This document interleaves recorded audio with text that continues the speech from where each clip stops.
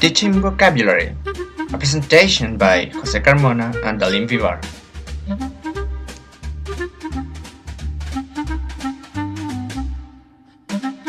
Before teaching vocabulary, we need to know the way our students acquire new words.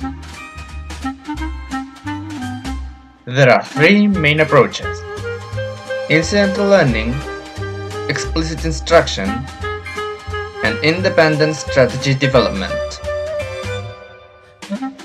For teachers to take advantage of those approaches, they can be divided in 7 teaching principles. Provide opportunities for the incidental learning of vocabulary. Diagnose which words learners need to study. Provide opportunities for the intentional learning of vocabulary. Provide opportunities for elaborating word knowledge. Provide opportunities for developing fluency with non-vocabulary. Experiment with guessing from context. Examine different types of dictionaries and teach learners how to use them.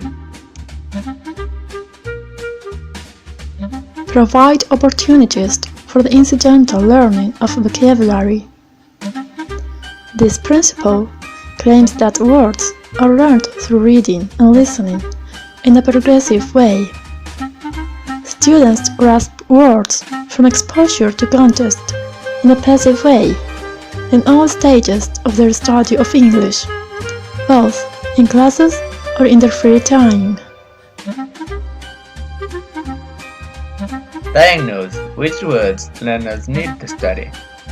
This principle establishes that a person should have a basic management of 3,000 common words to have an effective proficiency level. A checklist should be given to the students in order to check what words are needed to be taught. On this list, students mark the words they believe they know.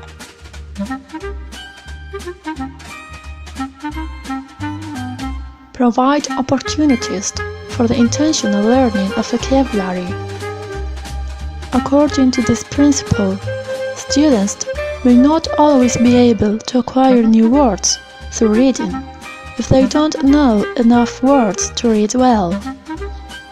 In order to avoid this learner's paradox, teachers should present vocabulary in an explicit way. For example, matching pairs or using vocabulary cards. Provide opportunities for elaborating word knowledge. This principle claims that several opportunities for students to intentionally learn vocabulary and to use it correctly on a knowledge context should be provided, because knowing only one meaning doesn't guarantee that students will use the word and its forms in a correct way. Since L1 and L2 learners could have several encounters with a word before getting its right meaning or form. Therefore, new words should be studied in as many different contexts as possible.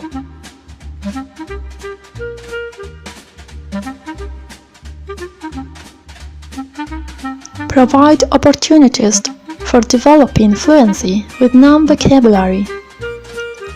Following this principle, then we, as teachers, should do fluency-building activities, which will recycle students' knowledge and help them to use words without hesitation. To take and use formerly known words by practicing them through fluency exercises is a way to consolidate that previous knowledge.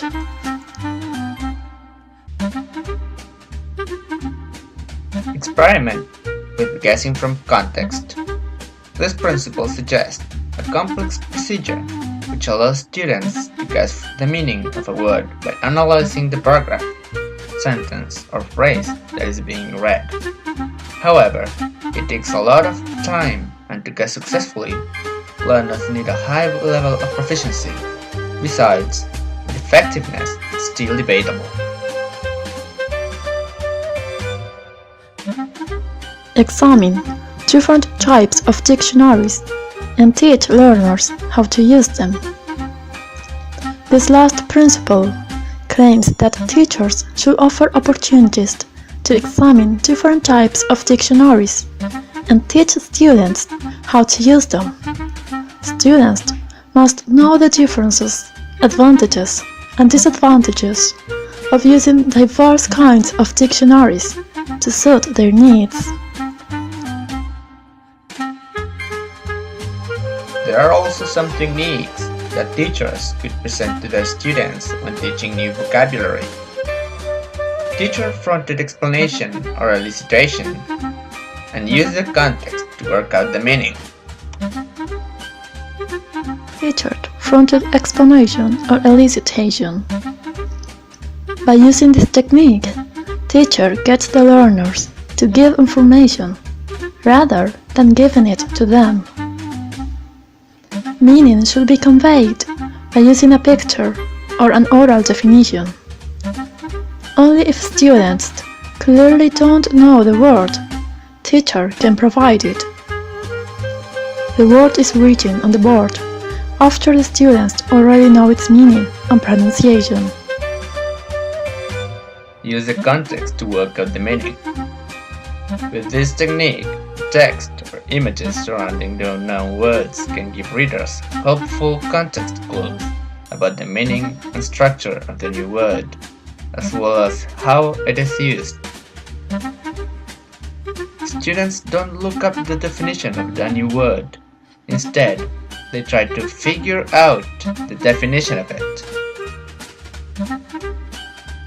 Thank you for watching!